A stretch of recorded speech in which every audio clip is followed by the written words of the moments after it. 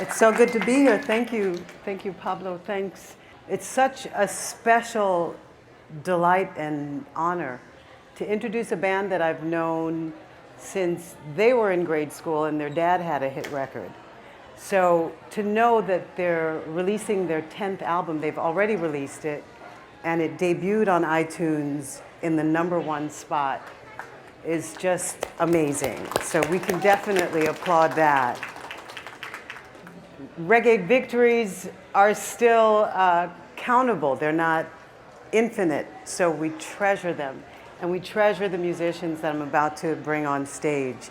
They're Peetah, Una, Gramps of Morgan Heritage. This is Peetah Morgan, the main lead vocalist for the band. Hi, Peetah. And Una and Gramps. So I was just telling the audience how amazing it is that you've released 10 albums and you're fresh off a plane from Europe. Yes. Yeah. So getting that Europe love is very important. Very much so, very much so. Yeah.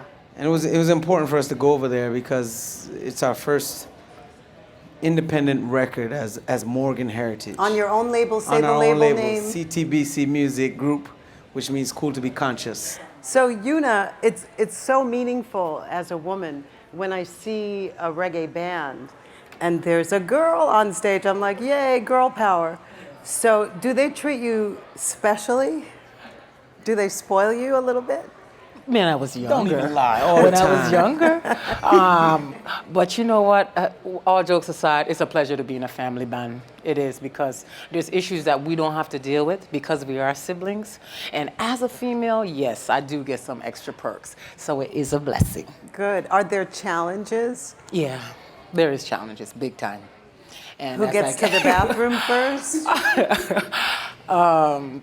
One of those is the problem. So one of them is. But you know, because we are family, Pat, You work it it out. all works out. It really does. Makes it You easy. did solo projects Yes. for a couple of years, and we were all hoping that you would get back together. And it just finished. I just finished it in Jamaica. I just finished my solo album.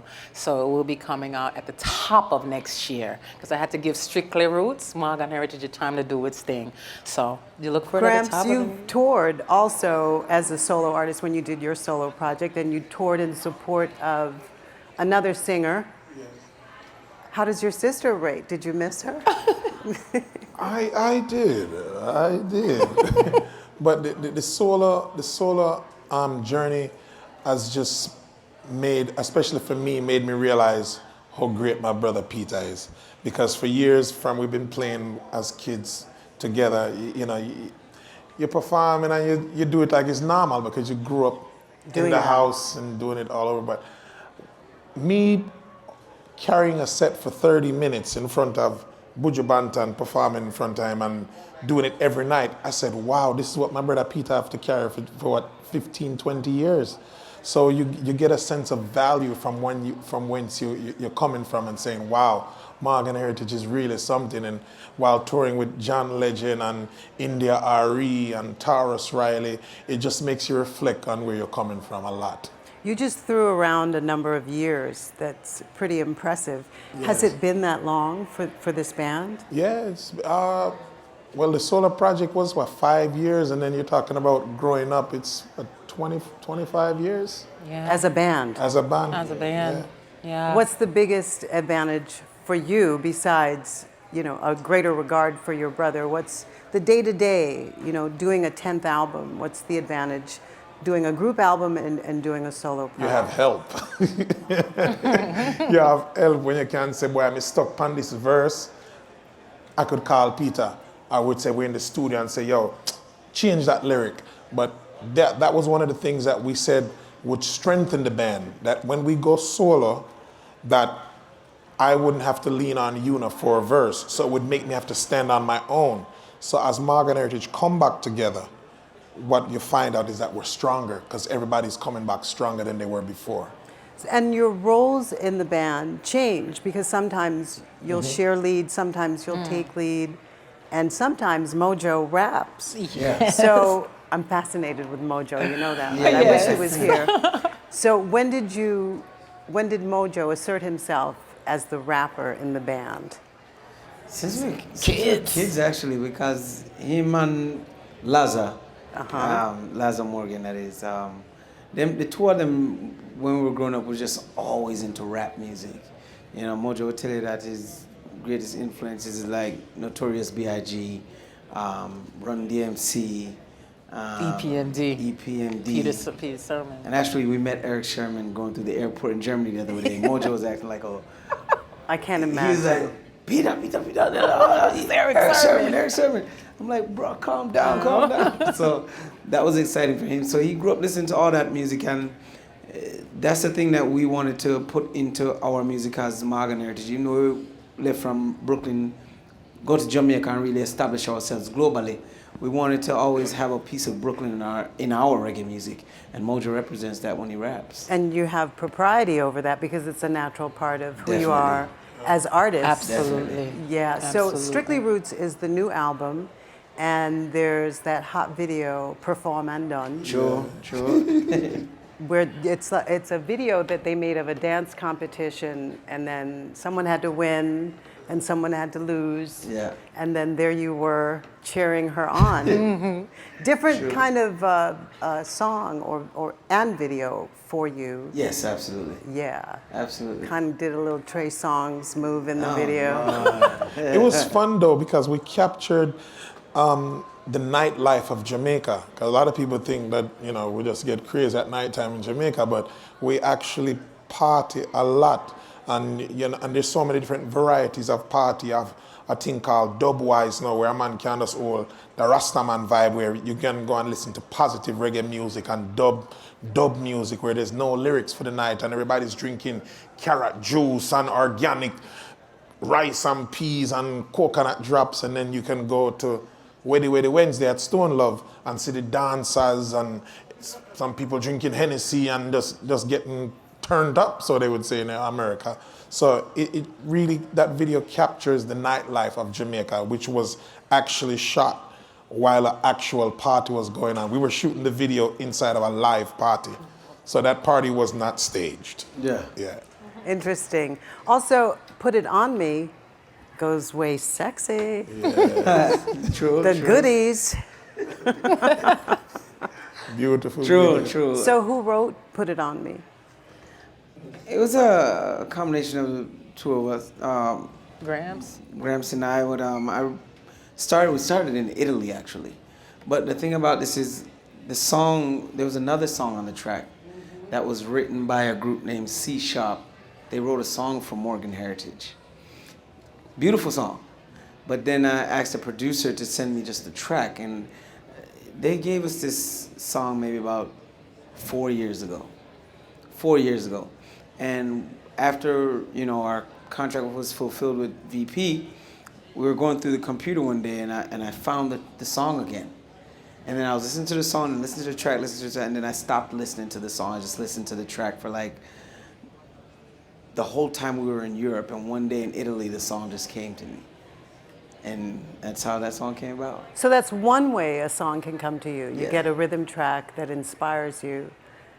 But because it's been 10 albums, I can't imagine that they've all been inspired. In the same way you write most No, not in the same way. most of your Everything is inspired differently, and every album was worked on differently. Like this album, Give Thanks for Technology, it was the first album that we've recorded without thinking we were doing an album. Like, we didn't plan to do an album. We were just gonna say, it was our first independent project. We wanted to play it safe, and we were gonna put out an EP, with about 5-6 songs, just for test the market as an independent label. And the songs were just coming out great, and we were getting more music from producers. We were writing more music. It was like, why stop at an EP? And when we released the song Put It On Me last year on the video, the EP was pretty much ready to be released in September.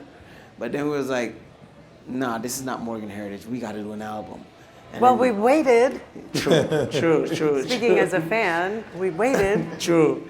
And it was just coming together so fast. I mean, the last part of the album was done in Jamaica this year when we were rehearsing for Jazz and blues. And we were literally recording vocals in the hotel room in Kingston because we didn't have the time to say go to the studio and record because we had a rehearsal for the jazz festival and it was taking up all the day.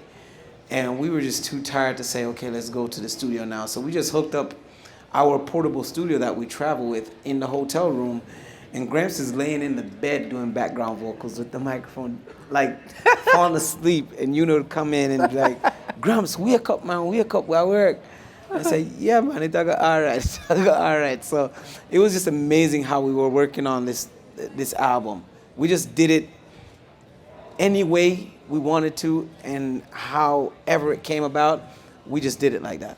So you're at Jazz and Blues with performers literally from all over the world, Yes. Yeah. including 2 North American reggae bands. Yes, Soulja and Magic. Actually. So what they sound like? I wasn't there. Magic did very well. We know Soulja is like family to us. But Magic, why you gotta be so rude? I wanted to hear that song live. And the lead vocalist of that band is he's really a true vocalist. And a lot of people think that they are authentic reggae band, but they're actually a rock band. And we growing up listening to bands like Guns N' Roses, Van Halen, growing up in Springfield, Massachusetts. So we grew up listening to Top 40, Aerosmith, like these were the bands that was on radio. It wasn't Jamaican radio. So this was the biggest influence when it came to Top 40. Other than that, it was Tina Turner, Lionel Richie, Michael Jackson, Wow. Stevie Wonder. These were the artists that we listened to. So when I listen to Magic, it's like the blend. It reminds us of us. It's like they're Canadian and reggae mix influence, and Morgan Heritage is Brooklyn. We call ourselves Brooklyn, Jamaica. That's who we are, with a little Springfield mixed It's a great into song, it. too. Yeah. Thanks. Thank you. But you've used those rock influences. I'm thinking of your Steel Pulse cover. Yes. That David Hines is over the moon about. Yes. He's like, I wanted to do that. I'm so glad they did that. And he went on and on Yeah, man. about how great that is. But your propriety is of music. True. Yes. So it really defies a narrow description. You're always a reggae band. Yes, Absolutely. For sure, But for life. You can do just about anything musically. But we want to see the genre of reggae continue to transcend. Like, if you listen to hip hop music 25, 30 years ago, it doesn't sound like it sounds today. If you listen to R&B, it doesn't sound like it sounded 30, 40 years ago. And what we're seeing with reggae, that it's growing. And that's the growth of reggae, where you can see Alpha Blondy, you can hear about Lucky Dube, you can hear about a Pressure Bus Pipe from the Virgin Islands, you can hear about a Marlon Asher from Trinidad. So reggae is no longer just out of Jamaica, it's coming from all over the world. So that's how we want to see it continue to transcend. Like, you listen to a band like Nomads, which is just different, and I find them very joyful to listen to. And this is just the growth of reggae music. And our taste on it, where we say ROCKAZ, it's just that Brooklyn, Jamaica. It's just that Brooklyn stuff. You mentioned the word joyful, and that's really the bottom line. As a music consumer, this is music that's comforting and it's comfortable. It's pretty easy to get into. Very much Strictly so. Roots. You could just put the album on and go. Thank you. It's really great Thank stuff. you. Thank you. This is Morgan Heritage. If anyone has a question for the band, now is your time. What was your favorite song to write on Strictly Roots? I would say Wanna Be Loved. Yeah. Yeah. Wanna Be Loved was, I remember I was in Nashville, and Peetah called me and said, I got a bad track. And I said, yeah, it's been 20 years. Send me something I haven't heard before. And he sent it to me, and I was just blown away. And he said, tell me what you hear. And then I called him back, and all I heard was, wanna be loved. And I said, I got it. And I sent him a voice note on WhatsApp or something. Yeah. And he hit me back with the chorus. And so we really use a lot of technology to write that song. Yeah. And without technology with this album, it would have been very difficult. But Wanna Be Loved was very fun. And like, Peetah just said, when we were performing in Jamaica at Jazz and Blues, and Me, him, and were in the hotel, and we were literally in Kingston at the Pegasus Hotel, on our backs doing vocals. So stuff like that you will remember forever. Are you guys progressively thinking of maybe venturing out? Like, I know you guys are reggae based, but do you guys like dabble like maybe Major Lazer kind of a influence? So new then maybe single. you can open it up to like European. Well, when you buy the album, I'm not gonna say if you buy the album. When you buy the album, you will hear the answers to the questions you're asking. Okay. Now, the latest single is a song featuring Jomer Samali. He's the son of Stephen Marley, grandson of Bob Marley. That song particularly is taking, like in England right now, they're going crazy over it. Weekend Past, David Radigan has it as his Summer Scorcher. Like in New York, you have Funk Flex. If he thinks it's a hit record, he drops the bomb on it. Yeah. So Radigan picks this song as his Summer Scorcher, which has that whole dubstep EDM vibe about it. So Light It Up is that song for you. If you're looking for that venturing, there's also a song called So Amazing, which is very much a crossover type of song, which features Jamiri Morgan, the son of Gramps Morgan, J Boog from Hawaii, Compton, Samoa, and a drummer called Gil Sharon, who is a world-renowned drummer that's played with great acts from rock bands to reggae bands to ska bands, and now he's a drummer for Marilyn Manson. So there's a lot of diversity in the album. The foundation of the album is reggae music. You know what I mean? I won't say strictly roots. We're not talking about roots music. We're just talking about life itself. Because everything in life has a root. And in life, sometimes we end up having to deal with the middleman to get to the root. And we want to eliminate all the middle pieces, which is like how our lives are today as Morgan Heritage. We are the root of our music. You don't have to go through anyone to get to Morgan Heritage anymore. So it's a strictly roots. Just come straight to the root and you get what Morgan Heritage has to offer. And it's brought us closer to our fan base as well. But the album is very universal and it touches on a lot of different places in music. Hi, I really love Morgan Heritage, and Perform Undone is one of my favorite songs. Beautiful. Just want to know, what kind of mood do you have to be in? Were you in when you wrote that song? Because it's such a very sensual Woman song. power, girl power. Yeah, for real. It was that type of mood for true. Like, you don't have to look upon a woman and call her explicit words to say you're checking her out. No, everyone will go in a dance. Every man will go in a dance. I look how the woman in my dance, or the woman will look how the man in my dance. And sometimes when you see a woman dancing in a dance, some people might say it's provocative. But it's the dance hall, and you got to dance to express yourself. So we want the woman them to feel free in themselves and don't feel like, boy, you're being out of place because you're expressing yourself musically. If you know the history of life, David was so caught up in the spirit that him dance till time close. You know what I mean? So there's nothing wrong with expressing yourself musically and emotionally. And coming from Africa, dancing is a big part of our culture to the Caribbean here in America. So we are not ignorant to the fact that when music hits people, it causes you to gyrate a certain way, and women are very sexy when they dance. So we tell them, say, perform and done. And to even take what my brother took to the next level, it's even in life. Because when it comes into the workplace, women are looked at as second place than a man. Mm-hmm. So this song is about performing done all day, no matter what the next woman looks like, no matter what the next man looks like. It's about being you, knowing who you are, and being that prize. So it's two sides of it, of the song. Hello. So I've gotten the chance to meet some of your family out in Springfield, Denroy Morgan and his son, Coley, and they speak extremely highly of you guys. My question is, what continues to motivate you after 10 albums? Just life, man, and the world is ever changing. The only thing constant in life is change. You know what I mean? The way you come out of your mother's womb, that's not the woman that's sitting there right now. And you're gonna continue to change. You're gonna get older one day. You know what I mean? And your kids are gonna have to take care of you. So life is ever inspiring, and change is the biggest inspiration to us because every day is a new change.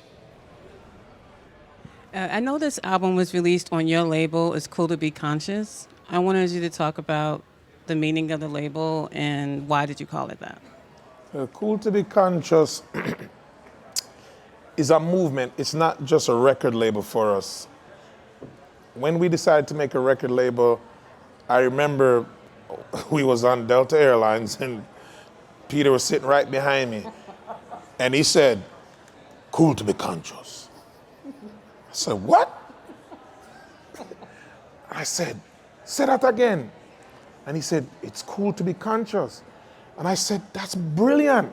Because the way I saw it when Peetah said it to me, it was that the nerds of the 80s and the 70s, one of them happened to be, owns this store. Steve Jobs, he was a nerd. Bill Gates. Those kids don't get celebrated enough. It's always the class clown that you remember. But nobody remembers the Martin Luther Kings of old, the Gandhis of old, the people that were conscious-minded but not necessarily religious. So it's a movement that we're trying to let kids know that are focused in school, the kids that's going to Harvard in August, and Yale, and all these known black colleges in the southeast region of the United States, that we recognize your consciousness. And a consciousness don't mean that you're religious. So as well, it's a record company, but the music that's coming out of it, we pray that we'll continue to put out conscious music and not necessarily it's religious. And we letting everybody know that the new cool is being conscious. It's kind of consistent. You know, it makes, and we should applaud that. It makes so much sense to me listening to you from so long ago, from early out. You did have a mission, and you've been very clear about the type of music that you make and what you stand for. That's never really gone left or right. No. Right. You know, you wanted people to enjoy what it is that you were saying. You have things to say. You make observations. Yes. You start out as someone's child, but then during this whole time, you've become parents. Yes. Yes. And parents of folks that make music. True. Even. Yes. Jamaica Morgan. So what's that like? Oh man, that's it. Now we feel like how our father felt. Yeah. You know, we could never know how he felt when he was putting the pressure on us to develop the talent, because he saw it. You know, he saw it before we saw it. And we're now seeing it in our children before they see it. You know, they want to go hang out with friends and they want to go do other things while we're saying, work on that talent. You can become someone. Yeah. So we have now become our parents. You know what I mean? And, you know, one of the examples of the first ones out of the barrage that's coming is Jamiri Morgan, which is the son of Gramps Morgan. Who's here? Jamiri's here. He's right there. Yeah, he is. Mary. Yeah. And he's also going to be on the tour with us, the world tour. And we're looking forward to that. You earned it, Jamiri. Yeah. He put that Also work charted in. on iTunes, respectably. Yeah, he had the #1 record in what was it, Sweden? Sweden with Neighborhood Girl. Yeah, with his single Neighborhood Girl. And Hawaii. And Hawaii. So he might go That's on. great.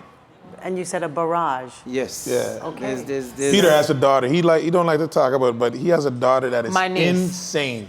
And her name is Imuna. Yes. Yeah. Yes, yes. Bad So vocalist. they're coming, you know, like Jamiri kind of like grew up musically in the With public's you. eye, and we saw how that happened, and we're like, you know what, let's take precautions and get him a little more ready to face the world, a little more prepared than when we kind of just threw Jamiri out there.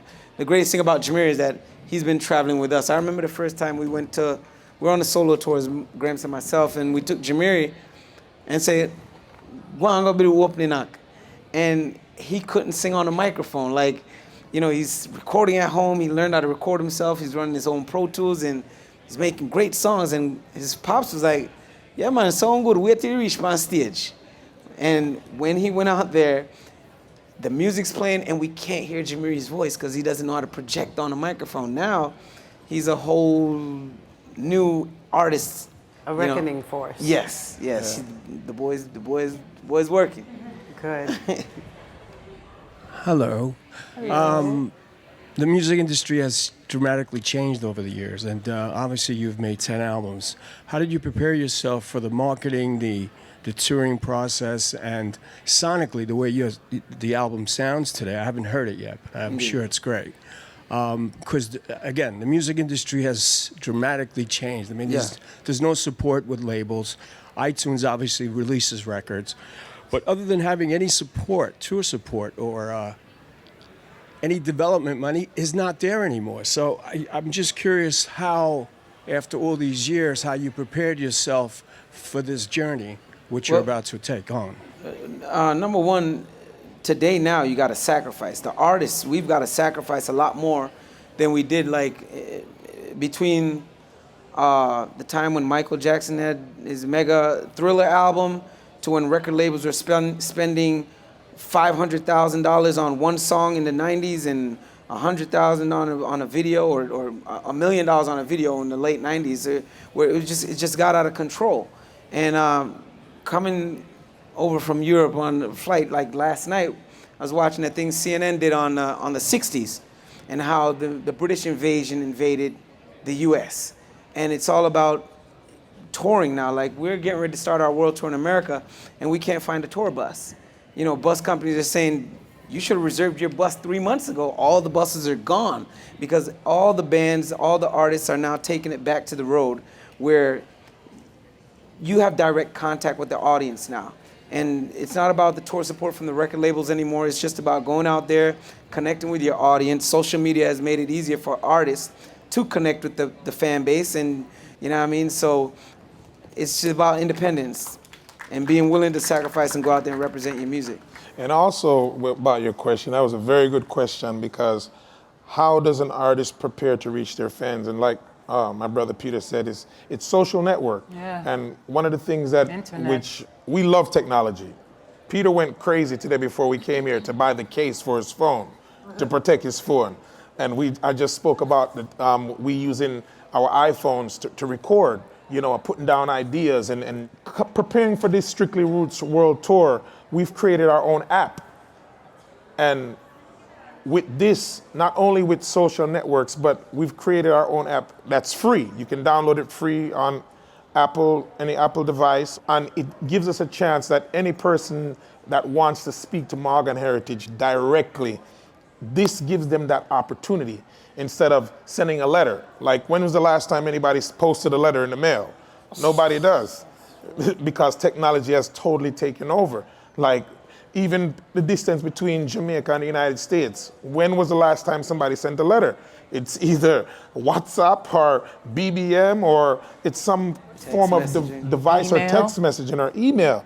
So these formats that we can use to get to our fans, this is one of the things that we've done to get to our fans, which is create our own app that people can talk to Yuna about her perfume that's coming out, talk to me about my jerk seasoning that's coming out, and barbecue sauce, and it's just so many things that's going on in the family but through that one app, we can contact all of our fans. So great question. We just wanted to say that's one of the formats that we use to prepare our fans to say, hey, we got a new record coming. We're about to come on tour, and here are the tour dates. Come on out if you like us. What's the app called, Gramps? It's simply called Morgan Heritage. Keep it easy. Yeah. Download it. Nice. It's free. Thank you. Thank you.